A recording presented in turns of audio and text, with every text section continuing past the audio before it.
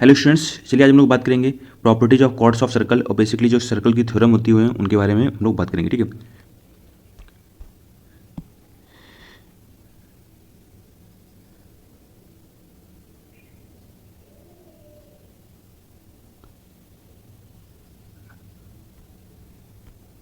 तो हमारी जो पहली थ्योरम कह रही है कि equal chords of a circle subtend equal angles at centre. ठीक है, तो अगर ये ए बी की लंबाई पी क्यू के बराबर है तो इनके बीच का जो एंगल होगा वो इक्वल होगा, यानी एंगल ए ओ बी किसके इक्वल हो जाएगा, पी ओ क्यू। इसका अपोजिट भी करेक्ट होगा, अगर पी ओ क्यू यानी एंगल इक्वल है तो इसकी जो कॉर्ड्स होंगी वो इक्वल हो जाएंगी, पहली थ्योरम।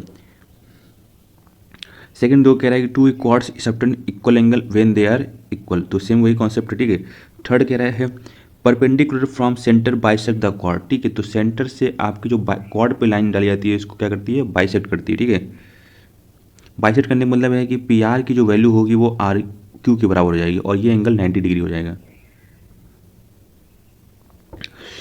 तो इसका अपोजिट भी कह सकते हैं, अगर ये सर्कल, ठीक है, अगर ये लाइन इसको क्या कर रही है, बाइसेक्ट कर रही है, तो मतलब ये एंगल कितने का होगा, 90 होगा। अब कह रहा है कि अगर क्वाड्स हैं, ठीक है, वो सेंट इक्वल है तो वो सेंटर से क्या होंगे, इक्वल डिस्टेंस पे होंगी, यानी ओ पी इक्वल टू क्या हो जाएगा, ओ क्यू हो जाएगा। ठीक है, सेम इसका अपोजिट भी कह सकते हैं, अगर इक्वल डिस्टेंस पे हैं तो कॉर्ड इक्वल भी होंगी। अब देखो properties of tangent of circle देख लेते हैं। तो ये पी एस स्क्वायर है, ये किसके बराबर होता है, P Q into P are के। ठीक है, तो ये चीज़ आपको याद रखनी है, P S square equal to P Q into P R.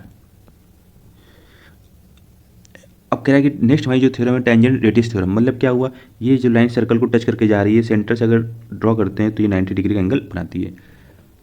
अब किसी देखो, ये चीज़ तो बहुत इंपॉर्टेंट है, अब इसको ध्यान से देख लो। ठीक है, अगर सर्कल के किसी मतलब बाह्य बिंदु से या एक्सटर्नल पॉइंट से हम लोग केवल दो टेंजेंट ड्रॉ कर सकते हैं। ठीक है, पहली बात तो ये, और दोनों टेंजेंट की जो लंबाई होती है वो इक्वल होती है, यानी P R equal to P Q. और भी चीज़ देख लो, यहाँ पर ये एंगल है इस एंगल के इक्वल होगा ये चीज़ है, और ये एंगल है इस एंगल के इक्वल होगा, ये चीज़ आपको याद रखनी है।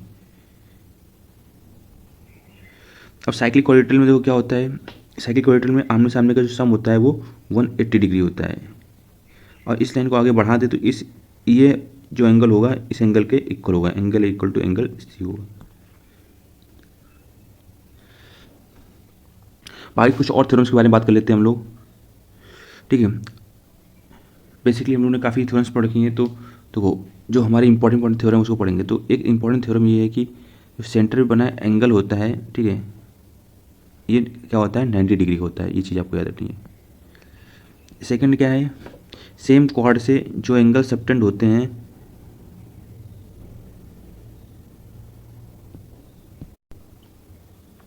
चलिए बात करते हैं हम लोग कहाँ पर थे। ठीक है, हमने बताया था सेंटर बना एंगल होता है वो क्या होता है, 90 डिग्री का होता है। ठीक है, अभी अपने को बता रहा था मैं कि अगर सेम, सॉरी एक मिनट यार,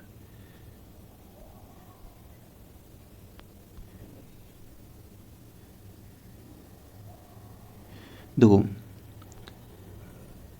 अगर सेम क्वाड, ठीक है समझ आ रहा है, अगर एक क्वाड है, ठीक है, इससे एक एंगल ये बनना है और दूसरा एंगल क्या बनना है, ये बनना है, तो सेम क्वाड से जो बने हुए एंगल होते हैं वो इक्वल होते हैं। तो अगर ये थीटा है तो ये भी कितना हो जाएगा, थीटा, ये चीज़ समझ आ रहा है। ठीक है, मान लेते हैं ये सेंटर है, ठीक है, तो केंद्र पर जो बना हुआ कोण होता है वो परिधि पे बने हुए कोण का दोगुना होता है, यानी अगर ये 20 है तो ये कितना हो जाएगा, 40 हो जाएगा, ये चीज़ समझ रहा है।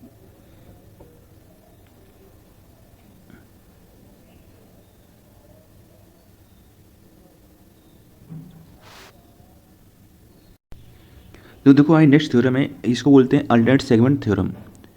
तो बेसिकली इससे देखो मतलब क्या है आपका इसमें, तो आपका जो देखो ये टेंजेंट है, ये लाइन आपकी टेंजेंट है, टेंजेंट से और उसे कॉर्ड से लगा हुआ जो एंगल होता है जस्ट इसके अपोजिट एंगल के इक्वल होता है। ठीक है, तो ये टेंजेंट है, ये टेंजेंट है और ये कॉर्ड है, तो इससे लगा हुआ ये एंगल है इसके जस्ट अपोजिट एंगल के इक्वल होगा, इसको मान लेते हैं 1, तो ये भी कितना हो जाएगा 1। ठीक है, और समझ रहा है ये टेंजेंट है आपकी इस पे,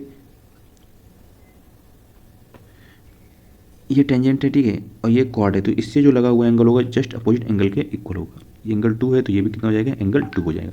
तो बस यार ये आपको थ्योरम याद रखनी है, इसके अलावा और ज़्यादा कुछ करने की जरूरत नहीं है। इसमें एक थ्योरम और हो सकती है, मैं इसको बता देता हूँ। ठीक है, इसमें अगर ये लाइन ऐसे जा रही है, ठीक है, इसको P मान लो, इसको A मान लो, इसको B मान लो, इसको C मान लो, इसको D मान लो, तो ये देखो ये P B into P A equal to P C into P D ओ। बाकी आप मेरा जो ज्योमेट्री की शॉर्ट थ्योरम है उसको आप देख लो, आपका सारा पॉइंट क्लियर हो जाएगा।